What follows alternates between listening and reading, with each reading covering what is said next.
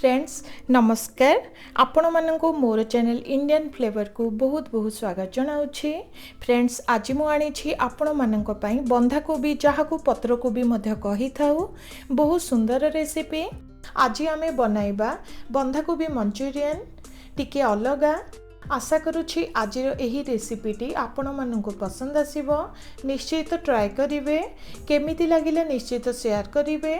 जदि भल लगी गोटे लाइक करिदेबे। नुआ थिले आगो को नुआ नुआ वीडियो देखिबा पई चैनल टी को सब्सक्राइब करबा को भूलिबे नहीं। तो देरी न करी चलंतु आज यही रेसिपीटी को स्टार्ट करिबा। एठी देखंतु गोटे बंधाकोबी को भल भाबरे सफा कला परे धोई नेछि। भल भाबरे धोइबा परे बहुत छोटिया छोटिया गुंड गुंड करी काटी नेछि। तरकारी पई टिके बड़ साइज रो काटिबा को पड़िबो। मंचूरियन पई बहुत छोट छोट करी काटी नेबे।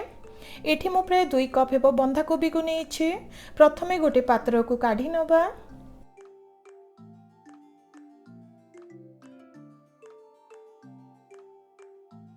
एबे सेथिरे स्वाद हिसाब रे लूण को दबा। तासह एठी मु अल्प टिके कला मरीच को गुंड करी नेछि ताकू दबा। तासह आधे चमच हेबो गरम मसला को देउछि। अल्प टिके धनिया पत्र और कंचा लंका को काटी नेछि ताकू दबा।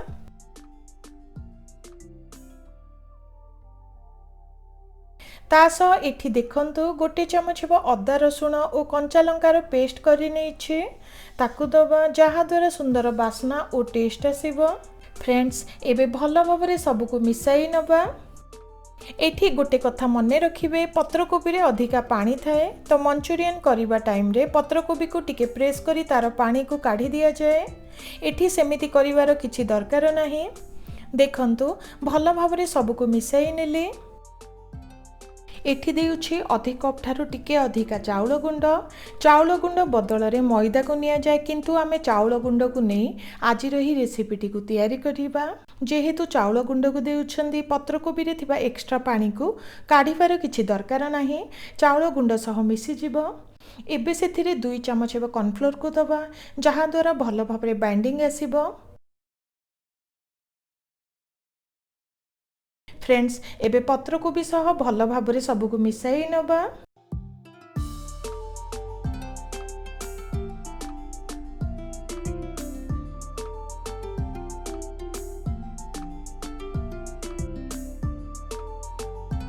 देखंतु भल भाबरे सब को मिसाई नेछि। एही परि ही रहिबा दरकार।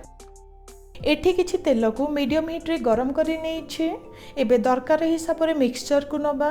अधिक प्रेस न करी गरम गरम तेल रे देई दबा।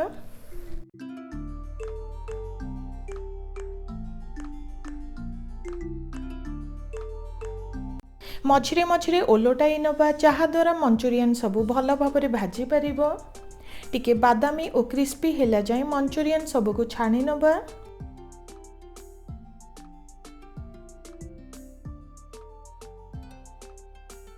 किछि समय पर देखंतु टिके क्रिस्पी और बादामी लागुछि। एबे गोटे प्लेट रे काढी नबा।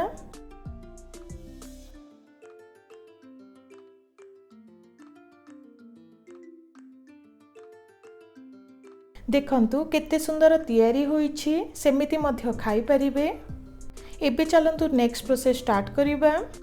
एठी मु 2 चमच हेबो तेल को गरम करी नेछि। तेल गरम हैला परे एठी मु अल्प टिके रसुण को छोटिया छोटिया खंड रे काटी नेछि ताकू दबा। ता सहित अल्प टिके अदा पियाज और कंचा लंका को छोटिया छोटिया खंड रे काटी नेछि ताकू दबा। एबे हल्का टिके भाजी नबा।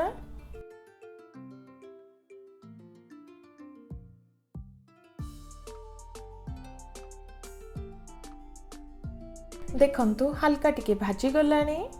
एठी मु 2टी मीडियम साइज टमाटर पेस्ट को नेछि। एही टमाटो पेस्ट द्वारा बहुत सुंदर टेस्ट आसीबो। मंचूरियन रे टमाटो सॉस यूज करा जाए, किंतु एमिति मध्य बनाई देखंतु बहुत स्वाद लागिबो। एबे दरकार हिसाब रे सेथिरे लूण को दबा। ता सहित आधे चमच हेबो लंका गुंड को देउछि, जहाँ द्वारा टिके राग राग टेस्ट आसीबो। एबे भल भाबरे मिसाई प्राय 1 ରୁ 2 मिनिट पई भाजी नबा।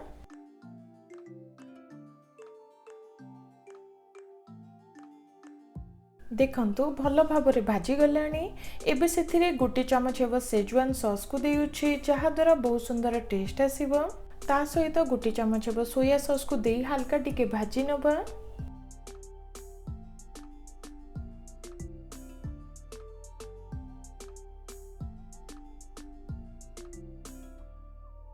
एबे मंचूरियन पकोड़ी सबको सॉस रे देई भल भाबरे मिसाई नबा।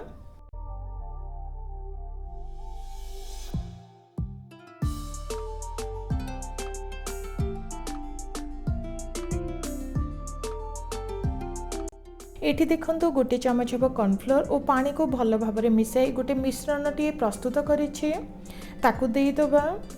ता सह किछि धनिया पत्र को देउछि। एबे भल भाबरे सबको मिसाई प्राय 1 ରୁ 2 मिनिट पई भाजी नबा।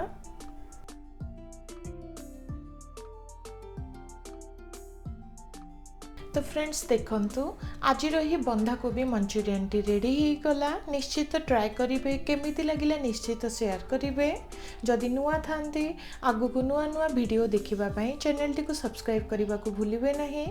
रहुछि नमस्कार।